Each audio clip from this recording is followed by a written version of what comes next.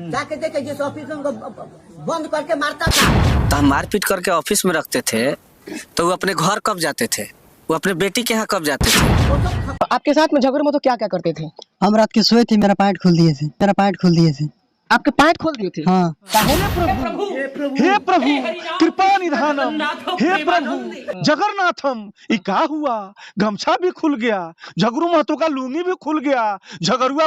तो जो आपने कहा कि हमेशा सबको हंसाने वाले झगड़ू महतो, तो झगड़ू महतो एक बहुत ही अच्छे कलाकार हैं, बहुत अच्छे कॉमेडियन हैं, और जो काम उन्होंने किया है वो काम उनको नहीं करना चाहिए था। वो क्रिमिनल ब्रीच ऑफ ट्रस्ट किए हुए हैं हमारे मौकिल के साथ।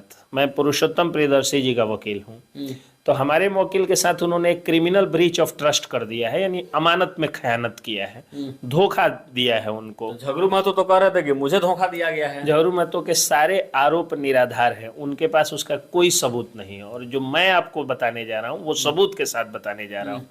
चूंकि देखिए आपके सामने यहाँ पर कैमरे पर मैं दिखा रहा हूँ कि उन्होंने एक एग्रीमेंट किया था हमारे मौकिल के साथ। ये एग्रीमेंट पेपर है, समय आएगा तो मैं इसको सार्वजनिक भी करूंगा, क्योंकि ये इंटरनल मामला है इन दोनों आदमी के बीच का, तो समय आएगा तो मैं सार्वजनिक भी करूंगा।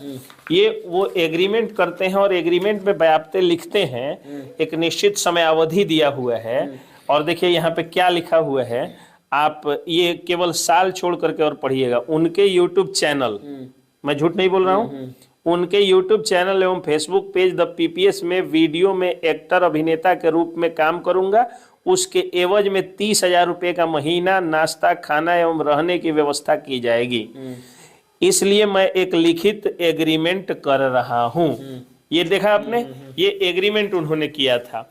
और इसके अलावा एक और एग्रीमेंट उन्होंने ये किया था, जब वो हमारे मौकिल पुरुषोत्तम प्रियदर्शी जो द पीपीएस के क्रिएटर है, मेन क्रिएटर, फाउंडर, एडिटर, जो भी कहिए आप, वो है, उनके ऊपर जो है वो उनके साथ एक और एग्रीमेंट उन्होंने बनाया था कि 30,000 रुपये का महीना लूंगा और 16,14,000 रुपये एडवांस के तौर पर बेटी की शादी के लिए झगड़ू महतो ने लिया था।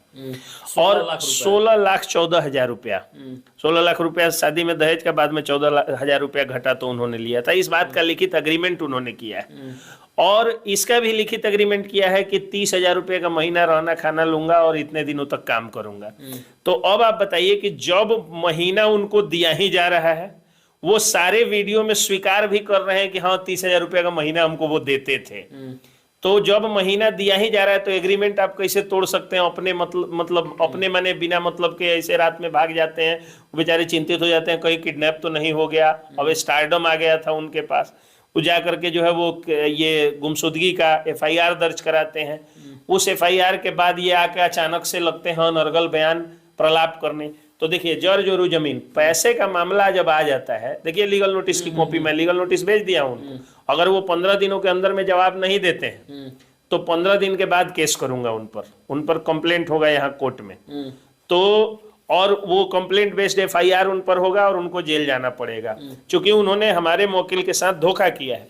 16,14,000 रुपया बतौर एडवांस उन्होंने लिया और 30,000 रुपये का महीना भी ले रहे थे, और ऐसा था कि हाँ 2 साल तक लगभग जो है हम लोग काम करेंगे, उसके बाद जो एडवांस लिए हैं उसको कैसे सदेगा या ऐसे ही रह जाएगा।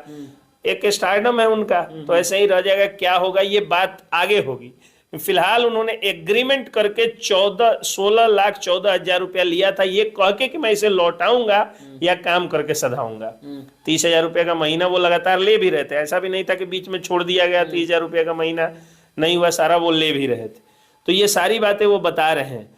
तो पुरुषोत्तम प्रियदर्शी जी के द्वारा मैंने जो है उनको लीगल नोटिस भेजा है, और रोजिद मियाँ उर्फ झगड़ू महतो, पिता इजाजत मियाँ, ग्राम वासुदेवपुर सराय, करनौल, मुजफ्फरपुर, बिहार, मैंने इस एड्रेस पर उनको लीगल नोटिस भेजा है। या तो इस लीगल नोटिस का उनको जवाब देना होगा मकूल, नहीं तो आ करके और अपना जो है निगोशिएशन करना होगा, विचार विमर्श करना होगा कि वो काम करेंगे आगे, और काम करके और पैसे को सधाएंगे या 16,14,000 रुपया लौटाएंगे। अगर ऐसा नहीं करते हैं तो चूंकि उन्होंने सोशल मीडिया पे आके अनर्गल बयानबाजी किया है, हमारे क्लाइंट की मानहानि उन्होंने की है, तो आईपीसी की धारा 499 और 500 के तहत उन पर मानहानि का दावा मैं ठोकूंगा और लगभग 1 करोड़ रुपए का मानहानि का दावा उन पर ठोका जाएगा कोर्ट में। और आईटी एक्ट 2000 के तहत भी उन्होंने बहुत बड़ा क्राइम किया है। न सिर्फ हमारे मुवक्किल बल्कि उनके पिताजी तक पर जो है इन्होंने अभद्र टिप्पणी की है, उनके भाई पर अभद्र टिप्पणी की है, एक एक कलाकार के ऊपर अभद्र टिप्पणी की है। और एग्रीमेंट में कहीं ये नहीं था कि वो अनैतिक काम करेंगे।